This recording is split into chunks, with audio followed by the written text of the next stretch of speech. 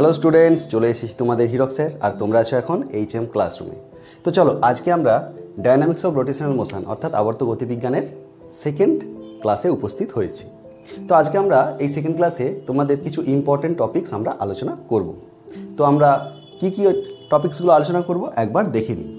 অভিকেন্দ্র ত্বরণ বা centripetal acceleration, একে আমরা অভিলম্ব ত্বরণও কিন্তু বলতে পারি। ওকে, আচ্ছা চলো। অভিকেন্দ্র বল, সেন্ট্রিপিটাল ফোর্স। অপকেন্দ্র প্রতিক্রিয়া, সেন্ট্রিফিউগাল রিঅ্যাকশান। অপকেন্দ্র বল, সেন্ট্রিফিউগাল ফোর্স। অলিক বল, এটা একটা ইম্পর্টেন্ট জিনিস, অলিক বল বা সিউডো ফোর্স।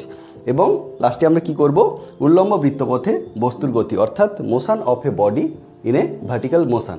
তো চলো তাহলে প্রথমে শুরু করা যাক কি অভিকেন্দ্র ত্বরণ বা সেন্ট্রিপিটাল অ্যাক্সিলারেশন কি। তো শুরু করার আগে বলছি, যারা চ্যানেলে নতুন এসছো চ্যানেলটা সাবস্ক্রাইব করে নাও, কারণ পরবর্তী ক্লাসগুলো এইভাবেই আসতে থাকবে। তো অভিকেন্দ্র ত্বরণ কাকে বলে? অভিকেন্দ্র ত্বরণ দেখো, আচ্ছা তার আগে দেখি, যখন একটা বস্তু সাপোজ এই বৃত্তপথে ঘুরছে, আর ব্যাসার্ধের বৃত্তপথে যখন একটা বস্তু ঘুরছে, তখন কি হয়, এই বস্তুর রৈখিক বেগ যদি সমান রৈখিক বেগে চলতে থাকে, তো রৈখিক বেগ কিসের ওপর ডিপেন্ড করছে? v equals to omega into R, অর্থাৎ কৌণিক বেগ এবং ব্যাসার্ধের ওপর। তাহলে রৈখিক বেগ কি করবে না, যে কোনো একটা বিন্দুতে সবসময় স্পর্শক বরাবর ক্রিয়া করবে। অর্থাৎ বস্তুটি যদি ঘূর্ণন দিক এদিকে হয়, তাহলে ধরা যাক এই বিন্দুতে বস্তুটির গতির অভিমুখ কোন দিকে হবে? এই বিন্দুতে স্পর্শক বরাবর, ধরে নিলাম এ পি বরাবর। ওকে, এবার দেখো এই যে বস্তুটি ঘুরছে, অর্থাৎ রৈখিক বেগে কি হবে না, দিক পরিবর্তন হচ্ছে। প্রত্যেকটা বিন্দুতে কি হচ্ছে না, দিক পরিবর্তন হওয়ার জন্য তার বেগেরও পরিবর্তন হচ্ছে। এবং বেগের পরিবর্তন সময়ের সঙ্গে সঙ্গে তাকে আমরা কি বলি? তাকে আমরা বলি ত্বরণ। ওকে, তাহলে দেখো এই বস্তুটি যখন সমদ্রুতিতে ঘুরছে, তখন কিন্তু একটা ত্বরণ কাজ করছে। এবার এই ত্বরণটা কোন দিকে কাজ করছে? দেখো ত্বরণটা সবসময় এই ব্যাসার্ধ বরাবর কেন্দ্রের অভিমুখে কাজ করবে। এই ত্বরণটাকেই বলা হবে কি অভিকেন্দ্র ত্বরণ, বা একে আমরা অভিলম্ব ত্বরণ বলি, অথবা একে কি না ব্যাসার্ধমুখী ত্বরণও আমরা বলি। তাহলে দেখে নাও, আমরা সংজ্ঞাটা একবার দেখে নিই। সংজ্ঞাতে কি বলেছে দেখো, বৃত্তপথে সমদ্রুতিতে ঘূর্ণায়মান একটি বস্তুর ওপর সর্বদা কি না বৃত্তের কেন্দ্রাভিমুখী একটি বল ক্রিয়া করবে।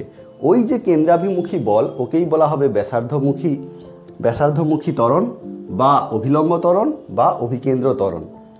এই অভিকেন্দ্র ত্বরণের মান কি হবে সেটা এবার আমরা বের করব, অর্থাৎ এর রাশিমালাটা আমরা বের করব। দেখো ধরে নিলাম এই বস্তুটি এই বিন্দুতে স্পর্শক বরাবর পি এর দিকে কাজ করেছে, বেগ কত ধরে নিলাম ভি। ওকে, এবার যখন ওই বস্তুটি টি সময় পরে থিটা কোণ করে বি বিন্দুতে এলো, তখন কি হবে? তখন এই বি বিন্দু থেকে স্পর্শক বরাবর এর বেগ ভি। ওকে, দেখা গেল আমি এই পয়েন্টে দুটো উপাংশ ভাগ করব, অর্থাৎ এ বিন্দুতে উপাংশ কি হবে? উল্লম্ব উপাংশ এবং হরাইজন্টাল উপাংশ। তাহলে এ বিন্দুতে দেখো, একটু ভালো করে লক্ষ্য করো, এ বিন্দুতে হরাইজন্টাল উপাংশ অর্থাৎ এ ও সমান কত হবে? দেখো এটা যদি ভি হয়, ভি এর সঙ্গে এই কোণটা কত কোণ করে আছে? 90 ডিগ্রি। ওকে, তাহলে এ ওর দিকে বলের উপাংশ হবে ভি ইন্টু কস 90 ডিগ্রি, অর্থাৎ 0। কস 90 0 আমরা জানি। এবং এপি এর দিকে কত হবে? এপি বরাবর উপাংশ কত হবে? দেখো এপি বরাবর উপাংশ ভি। ওকে, এবার দেখো বি বিন্দুতে ভালো করে লক্ষ্য করো, এই জায়গাটা একটু খেয়াল করলে তোমরা বুঝতে পারবে। বি বিন্দুতেও আমাদের এই বেগের উপাংশকে বিভাজিত করতে হবে, দুটো উপাংশ পাওয়া যাবে। দেখো ধরে নিলাম বি সি বরাবর একটি উপাংশ এবং বি ডি বরাবর একটি উপাংশ। আচ্ছা একটু ভালো করে খেয়াল করো, যদি এটা থিটা অ্যাঙ্গেল হয়, ওকে, এটা যদি থিটা অ্যাঙ্গেল হয়, তাহলে ভালো করে লক্ষ্য করো এটাও হবে থিটা অ্যাঙ্গেল। বি বিন্দুতে উপাংশ বিভাজন করলে কি হবে? বি সি বরাবর যে উপাংশ পাওয়া যাবে, দেখো ভি এর সঙ্গে থিটা অ্যাঙ্গেল করে আছে, তাহলে এটা কি হবে? ভি কস থিটা, ওকে, ভি কস থিটা। এবং বিডি বরাবর, বিডি বরাবর উপাংশ কত হবে না ভি সাইন থিটা। আবার একটা জিনিস লক্ষ্য করো, যখন টি খুব ক্ষুদ্র সময় টি এর ব্যবধানে কি হয়, থিটাও হয় খুবই ক্ষুদ্র, থিটা হয় খুবই ক্ষুদ্র বা নগণ্য। তাহলে থিটা যদি খুবই ক্ষুদ্র বা নগণ্য হয় এবং বিডি বরাবর কি ভি সাইন থিটা অর্থাৎ ভি ইন্টু থিটা, ওকে। তাহলে দেখো, এই যে সময়ের সঙ্গে যে কৌণিক সরণের পরিবর্তন হলো, সেক্ষেত্রে এই বলের উপাংশ কিভাবে পরিবর্তন হচ্ছে সেটা আমরা দেখি। তাহলে দেখো, এ ও বরাবর পরিবর্তন কত, বেগের পরিবর্তন, এ ও বরাবর বলতে কেন্দ্রের দিকে পরিবর্তন কত। তাহলে এ ও বরাবর বেগের পরিবর্তন, একটু খেয়াল করো, এ ও বরাবর কত ছিল 0, এবং এ ও বরাবর বিডি কত হলো ভি থিটা, তাহলে ভি থিটা মাইনাস 0 অর্থাৎ ভি থিটা। তাহলে দেখো, কেন্দ্রাভিমুখী ওকে, কেন্দ্রাভিমুখী বলের পরিবর্তন, কেন্দ্রাভিমুখী ত্বরণ কত হবে, বলের পরিবর্তন বাই সময়। তাহলে কেন্দ্রাভিমুখী ত্বরণ, একে যদি আমরা এ ধরি, এ সমান হবে ভি থিটা বাই টি, ওকে। বা কি লিখতে পারি, V into theta by T অর্থাৎ ভি ইন্টু ওমেগা। তাহলে দেখো, আমরা এ সমান পেলাম ভি ইন্টু ওমেগা। এবার আমরা যদি ভি এর পরিবর্তে, এই যে দেখো আমরা কি পেয়েছিলাম, ভি ইন্টু ওমেগা আর, তাই তো, এটা আমরা পেয়েছিলাম ওমেগা ইন্টু আর। তাহলে ভি এর পরিবর্তে যদি ওমেগা আর বসাই, তাহলে আমরা এ সমান পাবো ওমেগা স্কোয়ার আর, ওমেগা স্কোয়ার আর, এটা পাবো আমরা কেন্দ্রাভিমুখী ত্বরণের মান। অথবা আমরা ওমেগার পরিবর্তে যদি ভি বাই আর বসাই, তাহলে দেখো এখানে ভি বাই আর বসালে কি হবে, তাহলে A equals to V square by R. তো পেলাম আমরা কেন্দ্রাভিমুখী ত্বরণের মান পেয়ে গেলাম। একে আমরা অন্যভাবেও প্রমাণ করতে পারি। কি অন্যভাবে কীভাবে প্রমাণ করতে পারি, যে দেখো, ধরে নাও বস্তুটি এই বৃত্ত বরাবর কি করছে, আবর্তন করছে। তো একটা নির্দিষ্ট সময়ে ধরে নিলাম ওই বিন্দুর অবস্থান ভেক্টর এক্স ওয়াই, এবং এছাড়া আমি যদি পোলার কোঅর্ডিনেটে ধরে নিলাম তার অবস্থান ভেক্টর কত হবে আর এবং থিটা, অর্থাৎ কৌণিক সরণ থিটা, তার দূরক বা ব্যাসার্ধের মান আর। এই ক্ষেত্রে আমরা কি লিখতে পারি, আচ্ছা তার আগে আমরা লিখতে পারি omega equals to theta dot বা ডি থিটা বাই ডিটি আমরা ধরে নিলাম। এবার দেখো, যদি আমরা অবস্থান ভেক্টর হিসাবে আমরা একে কি করি, চিহ্নিত করি, তাহলে লিখতে পারি R equals to I X plus J into Y, okay. এখানে এক্স কত, যদি এটা এক্স অক্ষ এবং এটা ওয়াই অক্ষ হয়, তাহলে এক্স ইকুয়ালস টু হবে কত, R cos theta, Y equals to R sine theta, okay. চলো এখন V equals to D R by DT, কি তাই তো, তাহলে R equals to I cap X plus J cap Y. অতএব V equals to D R by DT equals to D DT of I into এক্সের মান কত, R cos theta plus J এর মান আর সাইন থিটা, ওকে। চলো, equals to D D theta of I R cos theta plus J R sine theta, আমরা D D theta of নিয়েছি, অর্থাৎ এখানে আমরা কি পাবো, D theta by DT equals to কী হবে, কস থিটার ডেরিভেশন মাইনাস সাইন থিটা, তাহলে minus R into I sine theta, okay. R sine theta কী হয়, কস থিটা, তাহলে plus J cos theta. D theta by ডিটিকে আমরা কি ধরেছি, থিটা ডট, ওকে। এবার দেখো, যদি আমরা ত্বরণ বের করি, এ ইকুয়ালস টু কী হয়, ডিভি ডিটি, ওকে। তাহলে minus R into D DT of I sine theta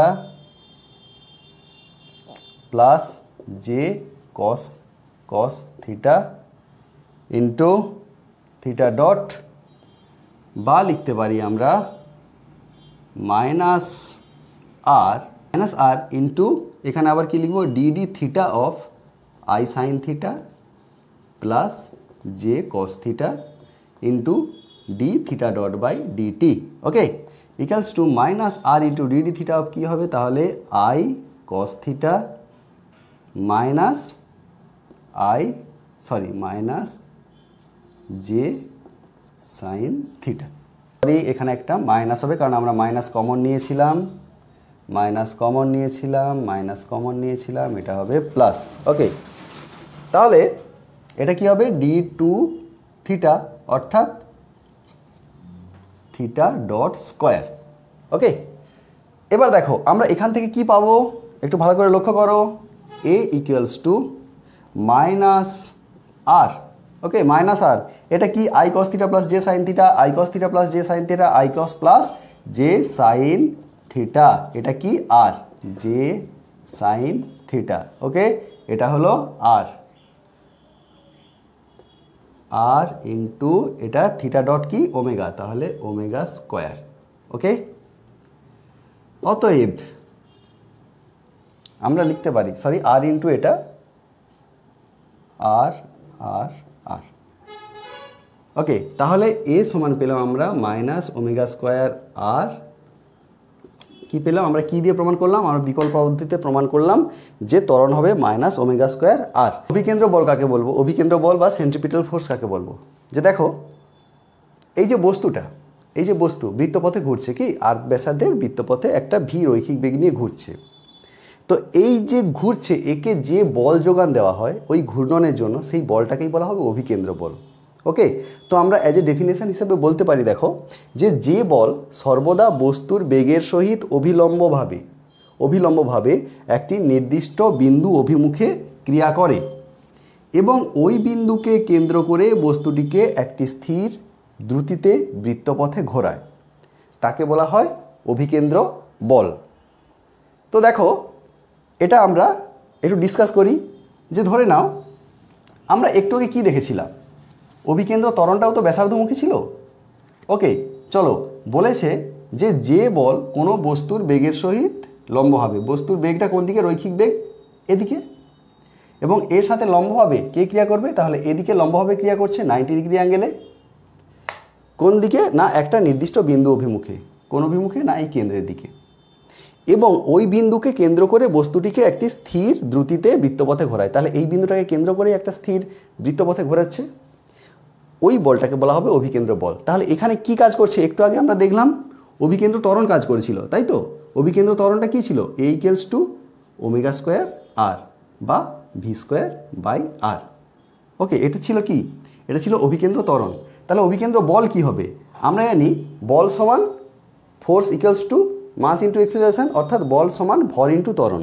তো ধরে নিলাম এই বস্তুটা যদি এম ভরের বস্তু হয় এবং বস্তুটি যদি আর ব্যাসার্ধের বৃত্তপথে পরিভ্রমণ করে এবং যে কোনো বিন্দুতে তার রৈখিক বেগ যদি ভি হয়, তাহলে তার এক্সিলারেশন যদি হয় ভি স্কোয়ার বাই আর, তাহলে অভিকেন্দ্র বল হবে এফ ইকুয়ালস টু হবে দেখো এম ইন্টু এ, অর্থাৎ কি হবে দেখো বল সমান হবে এফ সমান হবে এম ভি স্কোয়ার বাই আর অথবা এম ওমেগা স্কোয়ার আর। ওকে, বুঝতে পারলে। অপকেন্দ্র প্রতিক্রিয়া কি, ধরে নিলাম এই বস্তুটা কি না এই আর ব্যাসার্ধের বৃত্তপথে ধরে নিলাম বস্তুটি ঘুরছে কোন দিকে, আবর্তনের গতির দিক এদিকে। আচ্ছা একটু খেয়াল করো, একটু আগে আমরা বলেছিলাম ধরে নিলাম এই বিন্দুতে যদি বস্তুটা থাকে, তাই তো, এই বিন্দুতে বস্তুটা থাকলো অর্থাৎ এম ভরের এই বস্তুটি আছে, এই বস্তুটির রৈখিক বেগ কোন দিকে, এই দিক বরাবর, এবং তার অভিলম্ব বরাবর কি কাজ করছিল আমরা একটু আগে দেখেছি, এর আগেই আমরা আলোচনা করেছি কি না অভিকেন্দ্র বল। ওকে, অভিকেন্দ্র বল। আচ্ছা দেখো আমরা জানি পৃথিবীতে কোনো বল সিঙ্গেলভাবে তার অস্তিত্ব নেই। ওকে, সিঙ্গলি অস্তিত্ব নেই, তাহলে কি আছে? বল থাকলে তার প্রতিক্রিয়া বল থাকবেই। তো এটি যদি অভিকেন্দ্র বল হয় তাহলে তার বিপরীত দিকে অবশ্যই একটি প্রতিক্রিয়াজনিত বল থাকবে, তাই তো? তো এটি হচ্ছে অভিকেন্দ্র বল। অভিকেন্দ্র বল, তার জন্য কি হচ্ছে? এই ঢিলটা বা এই যে বস্তুটা, এটা কেন্দ্রে অভিমুখে একটা বল কাজ করছে, অভিকেন্দ্র বল, তার জন্য এ ঘুরছে। তাহলে এর বিপরীত দিকে একটা প্রতিক্রিয়াজনিত বল হচ্ছে, এই বলটাকেই আমরা বলবো অপকেন্দ্র প্রতিক্রিয়া। আচ্ছা, এবার লক্ষ্য করো কেন হচ্ছে এরকম। আমরা যখন কোনো একটা সুতোতে কোনো একটা ঢিল বেঁধে আমরা এই হাতে ঘোরাতে থাকি, আমাদের হাত একটা টান অনুভব করে, একটা বল বাইরের দিকে যেন টানছে আমাদের হাতটাকে, সেই যে টান বল, ওই টান বলটাই কিন্তু কি না অপকেন্দ্র প্রতিক্রিয়া বল। তাহলে কি দেখো, ক্রিয়া প্রতিক্রিয়া কখনো একটা বস্তুর ওপর তো হতে পারে না, একটা বস্তুর ওপর উদ্ভূত হতে পারে না।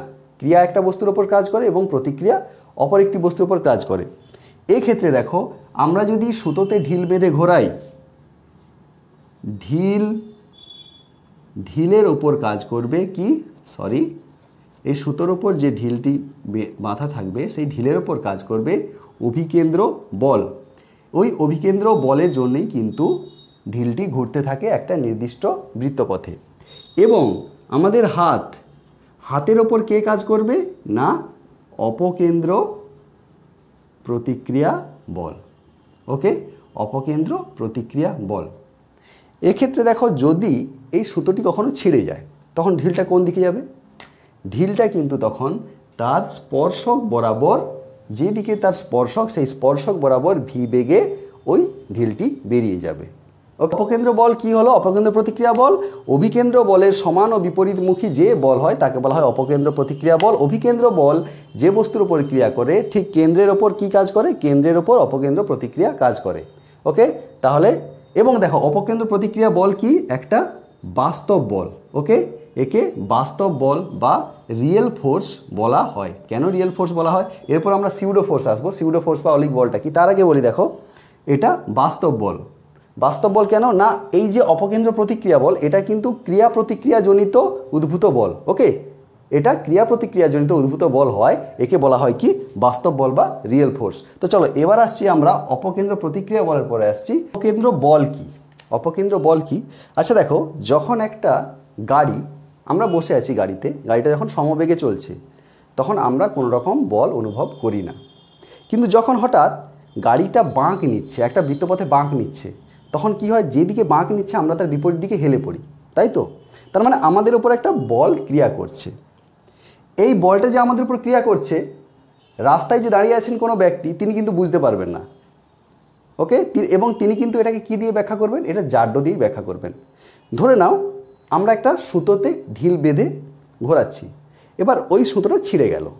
ওকে, ধরে নাও এই জায়গাতে কি হলো?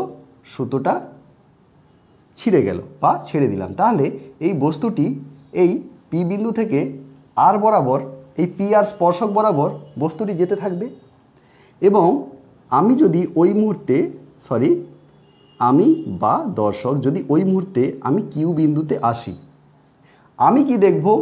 আমি কিন্তু এই আর বিন্দু পর্যন্ত দিকে, আমরা যখন এই বস্তুটি আর বিন্দুতে পৌঁছালো আমরাও কিন্তু দেখছি এই কিউ থেকে আর বিন্দুতে পৌঁছাচ্ছে।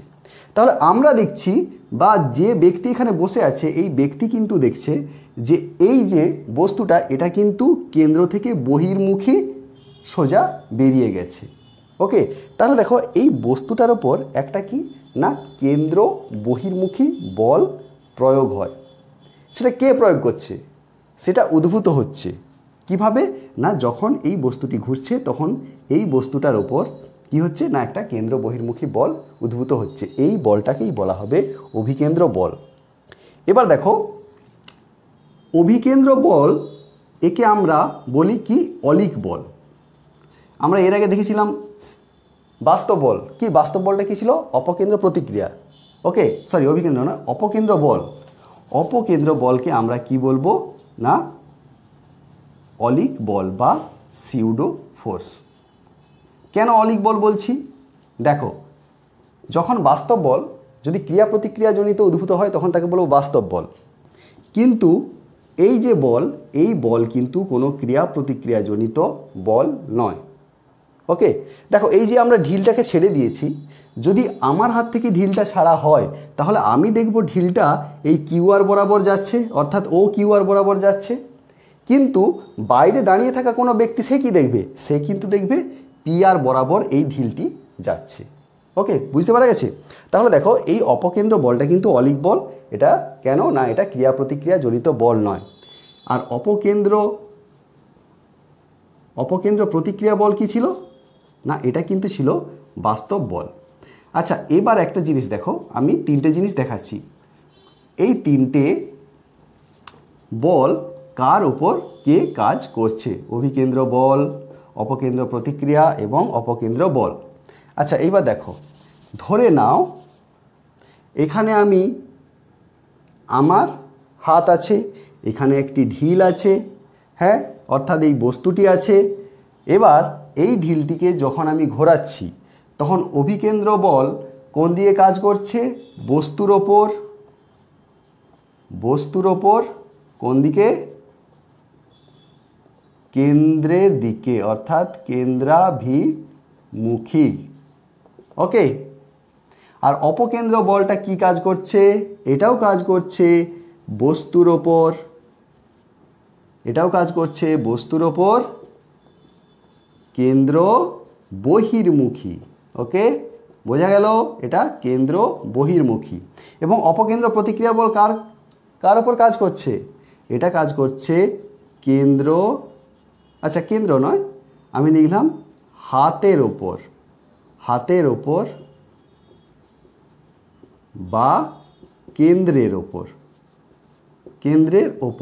এটা কোন দিকে কাজ করবে, এটা কাজ করবে কেন্দ্র বহির্মুখী,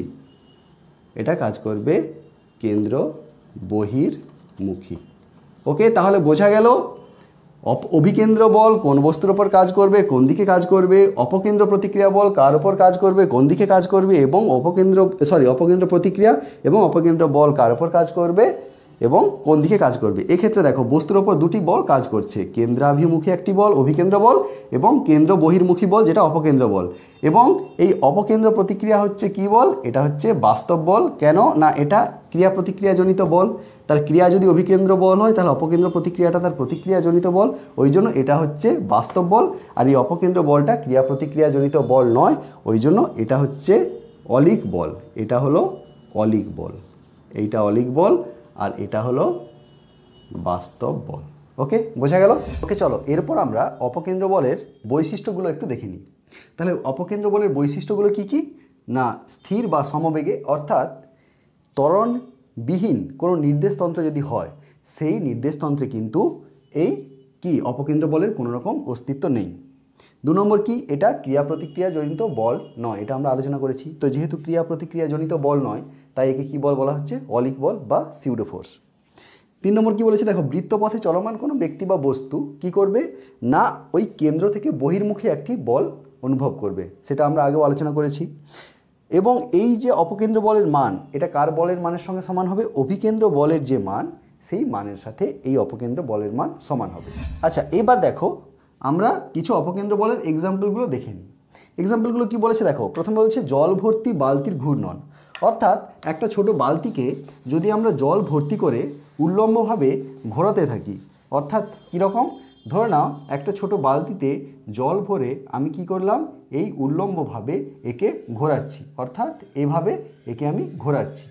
যখন ঘোরাচ্ছি দেখো এই বালতিতে জল থাকা সত্ত্বেও এই জল কিন্তু নিচের দিকে পড়বে না। কেন পড়বে না, দেখো নিচের দিকে কি কাজ করছে, এই জল ভর্তি বালতির ওজন, এই জলের ওজন।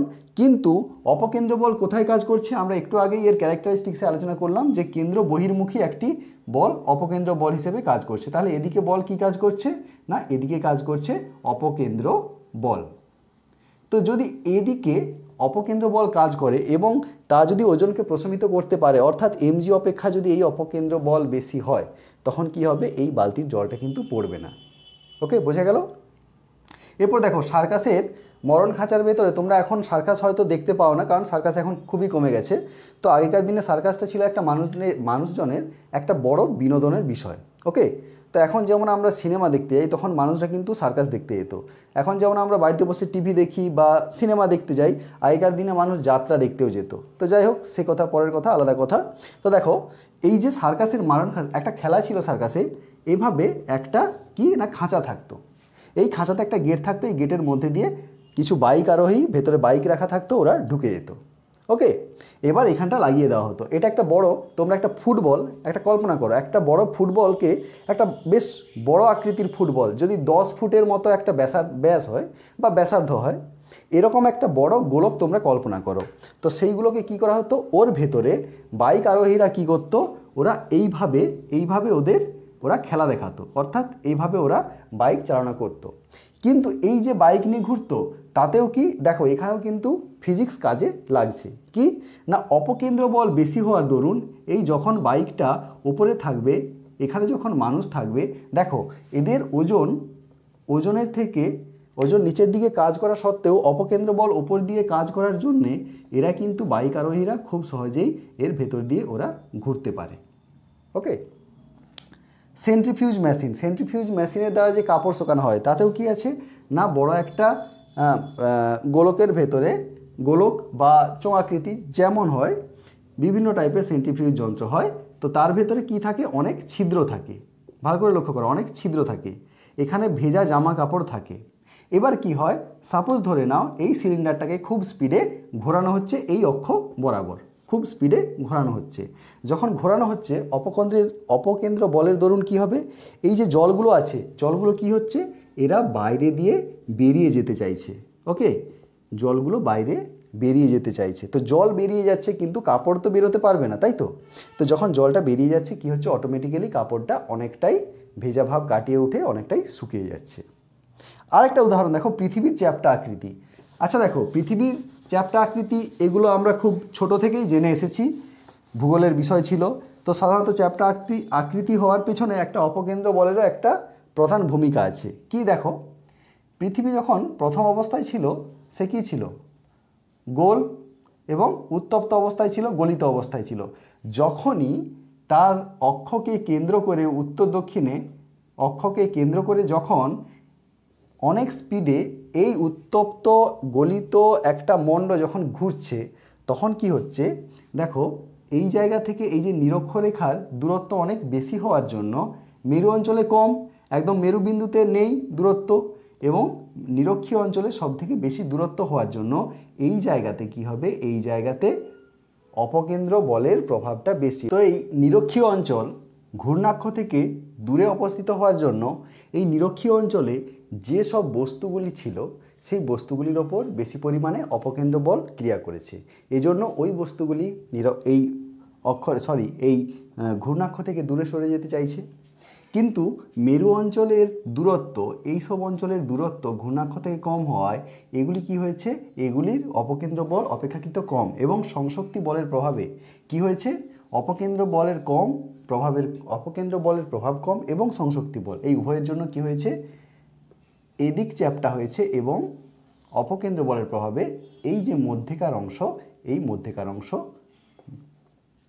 এই মেরু অঞ্চল অপেক্ষা দূরে সরে গেছে। তো এবার আমরা আলোচনা করব উল্লম্ব বৃত্তপথে বস্তুর গতি। তো ধরা যাক একটা এম ভরের বস্তুকে আর ব্যাসার্ধের উল্লম্ব বৃত্তপথে ঘোরানো হচ্ছে। ওকে, তো দেখো এই সর্বনিম্ন বিন্দুতে, এ বিন্দুতে স্পর্শক বরাবর সাপোজ ধরলাম ওর গতিবেগ v1, এবং সর্বোচ্চ বিন্দুতে বি বিন্দুতে এই স্পর্শক বরাবর ওই বস্তুটির গতিবেগ v2। এখন দেখো এই সর্বনিম্ন বিন্দুতে, এ বিন্দুতে লক্ষ্য করো, কেন্দ্রাভিমুখী নিট বল কি করবে না, ওর ঘূর্ণনের জন্য প্রয়োজনীয় অভিকেন্দ্র বল যোগান দেবে। ওকে, তাহলে কেন্দ্রাভিমুখী নিট বল কত, দেখো কেন্দ্রাভিমুখী টান যদি T1 হয়, কেন্দ্রের অভিমুখের বহির্মুখী অর্থাৎ ওজন নিচের দিকে কাজ করছে, তাহলে T1 এর বিপরীত দিকে mg কাজ করেছে, তাহলে কেন্দ্রের দিকে নিট বল কত, T1 - mg। ওকে, তাহলে কেন্দ্রের দিকে নিট বল কত? T1 মাইনাস এমজি, যেহেতু এটি এমজিটা T1-এর বিপরীত দিকে কাজ করছে। ভালো করে লক্ষ্য করো, এই বলটাই ওই বিন্দুতে বস্তুটার ঘূর্ণনের জন্য প্রয়োজনীয় অভিকেন্দ্র বলের যোগান দেবে। তাহলে অভিকেন্দ্র বল কত এই জায়গায়? mv1²/r। ওকে, এটা পেলাম আমরা 1 নম্বর। এবার দেখো বি বিন্দুতে কেন্দ্রাভিমুখী নিট বল কত? কেন্দ্রের দিকে নিট বল কত? T2 টান, এবং বস্তুটির যে ওজন সেটিও তো নিচের দিকে কাজ করছে, তাহলে এটাও কেন্দ্রের দিকে কাজ করছে। তাহলে B2 বিন্দুতে নিট বল কিন্তু T2 প্লাস mg। এই বলটি কি করছে না ওই বিন্দুতে ওই বস্তুটির ঘূর্ণনের জন্য প্রয়োজনীয় অভিকেন্দ্র বলের যোগান দিচ্ছে। তো প্রয়োজনীয় অভিকেন্দ্র বল কত? ওই বিন্দুতে যদি বেগ v2 হয় তাহলে অভিকেন্দ্র বল হবে mv2²/r। সাপোজ 2 নম্বর ইকুয়েশন। এবার দেখো যদি এই বিন্দুতে টান 0 হয়, ওকে, যদি T2 0 হয় তবে কি না আমরা পাবো mg = mv2²/r, বা এখান থেকে আমরা পাবো দেখো v2 = √g × r। ওকে, √g × r। যখন টান 0 হবে মিনিমাম এই বেগটা থাকবে। তো এই বেগটা v2-র মান যদি v2-র মান √gr হয় তবে কি হবে? বস্তুটি তখন ঘূর্ণন না হয়ে অর্থাৎ উল্লম্ব পথে না ঘুরে বস্তুটি কি হবে না নিচের দিকে পড়ে যাবে। এজন্যেই এই যে বেগটা সর্বোচ্চ বিন্দুতে v2 = √gr, এই বেগটাকে বলা হবে কি বেগ না সন্ধি বেগ। কি বেগ বলা হবে? সন্ধি বেগ। ওকে, তো দেখো আমরা এই সন্ধি বেগকে রেখেই অর্থাৎ ন্যূনতম বেগটা v2 রেখেই আমরা যদি শক্তির সংরক্ষণ সূত্র ধরি তাহলে শক্তির সংরক্ষণ সূত্র অনুযায়ী কি হবে দেখো, এ বিন্দুতে মোট শক্তি কত? এ বিন্দুতে মোট শক্তি কত হবে? এ বিন্দুতে মোট শক্তি হবে কি? স্থিতিশক্তি প্লাস গতিশক্তি। আমরা EA = অর্থাৎ এ পয়েন্টে মোট শক্তি ½ mv1² plus m × g × h। এখান থেকে এ বিন্দুর উচ্চতা কত? এই বিন্দু থেকে এই বিন্দুর উচ্চতা অর্থাৎ 0, mg × 0, অর্থাৎ এখানে পাবো আমরা ½ mv1²। ওকে, এবার দেখো বি বিন্দুতে মোট শক্তি কত? বি বিন্দুতে মোট শক্তি, তাহলে বি বিন্দুতে আমরা মোট শক্তি কি পাবো? EB = ½ গতিশক্তি যদি ধরি m, বি বিন্দুতে গতিবেগ যদি v2 হয় ½ mv2² plus m × g × h অর্থাৎ উচ্চতা। দেখো এই সর্বনিম্ন বিন্দু থেকে সর্বোচ্চ বিন্দু পর্যন্ত উচ্চতা কত? ব্যাস যে উচ্চতা হবে সেই ব্যাসের দৈর্ঘ্যই হবে উচ্চতা। তো ব্যাসার্ধ যদি r হয় দেখো তাহলে উচ্চতা হবে 2r। ওকে, mg × 2r। এবার আমরা যদি কি করি যে এই সূত্র বসাই, অর্থাৎ কি না v2 এর জায়গায় যদি আমরা কি বসাই √gr বসাই, তাহলে বসিয়ে দেখি কি হবে। আমরা তাহলে v2 পেয়েছি, দেখো আমরা v2 পেয়ে গেছি v2 = √g × r। আমরা পেয়েছি সন্ধিবেগ সর্বোচ্চ বিন্দুতে। তো শক্তির সংরক্ষণ অনুযায়ী কি হবে? এ বিন্দুতে মোট শক্তি = বি বিন্দুতে মোট শক্তি। তাহলে লিখতে পারি আমরা ½ mv1² = ½ mv2² plus 2m × g × r, বা আমরা যদি m/2 দিয়ে ভাগ করি বা 2/m দিয়ে যদি গুণ করি, দেখো v1 square equals to v2 square plus 4gr পাবো। কত দিয়ে গুণ করলাম না 2/m দিয়ে উভয় পক্ষে গুণ, উভয় পক্ষে গুণ। এবার দেখো বা আমরা কি পাবো v1 square equals to v2 square. v2 স্কোয়ারের মান কত দেখো, ভালো করে দেখো, v2 যদি √g হয় তাহলে v2 স্কোয়ার হবে gr প্লাস 4gr। আমরা কার মান বসালাম, যেহেতু v2 ইকুয়ালস টু √gr। বা আমরা v1 স্কোয়ার সমান পেলাম 5gr, অতএব v1 ইকুয়ালস টু √5gr। তাহলে এটা কোথায় বেগ না সর্বনিম্ন বিন্দুতে বেগ। তাহলে এটা কি হলো না সর্বোচ্চ